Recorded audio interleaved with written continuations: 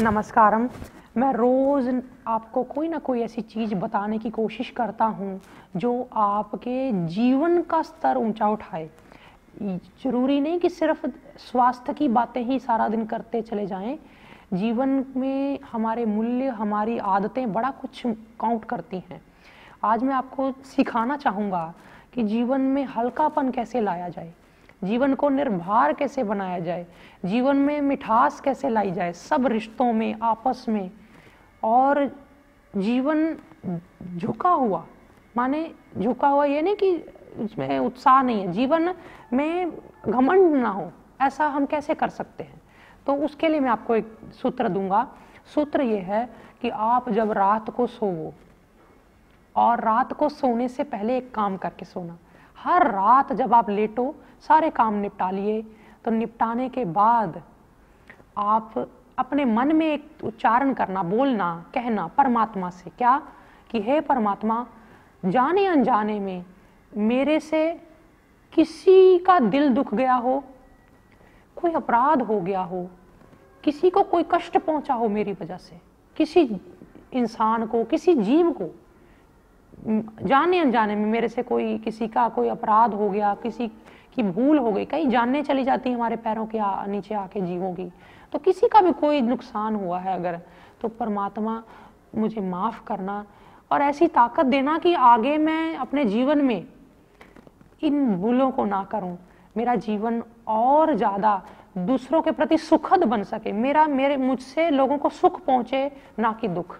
क्योंकि हम कई बार कोई ऐसे सहज, मैं खुद कहता हूँ सहज स्वभाव, हम किसी को कोई चीज़ बोल देते हैं और सामने वाले को चोट पहुंच जाती है। मेरे ही सेवा करने वाले आसपास के लोगों में कई बार मुझे लोग कह देते हैं कि आपने वो बात मुझे कही थी ना, क्योंकि मैंने उनको खुद छूट दे रखी है कि आपने अपने दिल में बात नहीं रखनी। और मैं समय समय पे ये बात अपनी लेक्चर में, अपनी बातों में दोहराता भी रहता हूँ, तो वो खुद मुझे आके बोल देते हैं आपकी वो बात से मुझे चोट पहुंची। क्योंकि जिसमें तो श्रद्धा है वो तो आपकी बात कोई भी पचा लेगा, जिसमें अभी इतना नहीं है, पकाई नहीं हुई जिसकी, वो आपकी छोटी सी बात कई बार दिल पे लगा लेता है।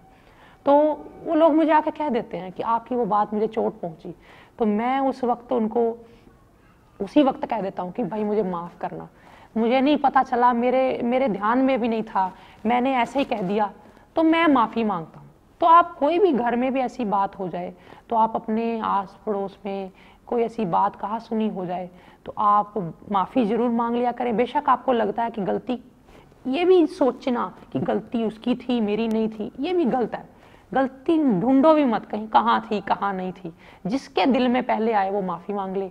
चाहे परिवार के आपसी संबंध हों या फिर बात को ख़त्म कर दिया जाए माफ़ी के ज़रिए। और ऐसे ही माफ़ी जब आप रात को मांगते हैं परमात्मा से, अपने गुनाहों के छोटे छोटे बातों के लिए, कुछ गलतियां कुछ आपने कर दी, तो उसके लिए तो आप हल्के हो जाते हैं। और उसके बाद आप अपने तकिए पे जब सिर रखो तो ऐसा महसूस करो कि ये परमात्मा की गोद है, मेरे मालिक की गोद है, और फिर निश्चिंत होकर सो जाओ। ये सूत्र अपने जीवन में अपना लो। मुझे उम्मीद है अगर आप ऐसा करते हैं, मुझे पूरा भरोसा है कि आपके जीवन में इतने सकारात्मक परिवर्तन आएंगे। आपको लोग कहने लग जाएंगे ये इतना सरस कैसे हो गया, इतना सॉफ्ट कैसे हो गया, क्योंकि इंसान सख्त बड़ा होता चला जा रहा है। हर कोई, मेरे आपके समेत, हमें बर्दाश्त का जो हमारा मादा है, हमारी जो कैपेसिटी है पचाने की, कम हो रही है। हम छोटी से छोटी बात दूसरे की पकड़ रहे हैं। हम अच्छी बातों को पकड़ें, बुरी को इग्नोर करें, और हो सके तो माफ़ी मांगें ऐसे, तो ये जीवन बड़ा ही सरल और बड़ा सुखद बन जाएगा। आपस में प्यार बढ़ेगा, प्रीति बढ़ेगी, और जीवन जैसे एक मशीन को चलाने के लिए तेल चाहिए होता है, ऐसे ही ये तेल का काम करेगा आपके जीवन में, उस पुर्जे के जोड़ को नरम कर देगा। आज इतना ही। नमस्कारम।